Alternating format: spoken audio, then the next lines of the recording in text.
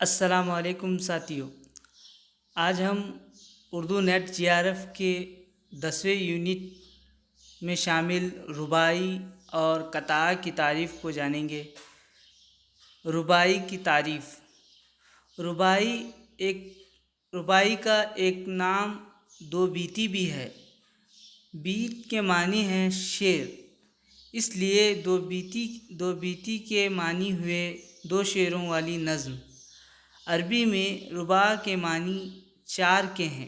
رباعی میں 4 مصرعے ہوتے ہیں، اس لیے 4 مصرعوں والی نظم کا نام رباعی ہو گیا۔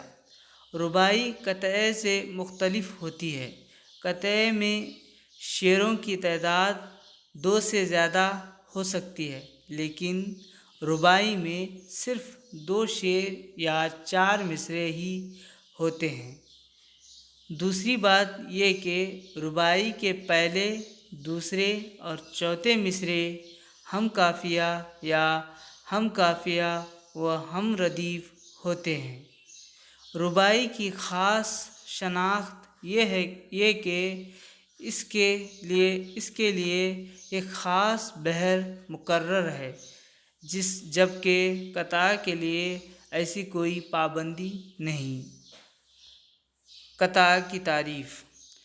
ایسے کچھ اشعار کا مجموعہ جن میں کوئی خیال تسلسل کے ساتھ پیش کیا جائے، قطعہ کہلاتا ہے۔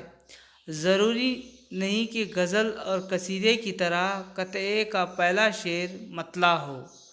قطعہ میں 2 یا 2 سے زیادہ اشعار ہو سکتے ہیں، لیکن اس کے اشعار کی تعداد مقرر نہیں۔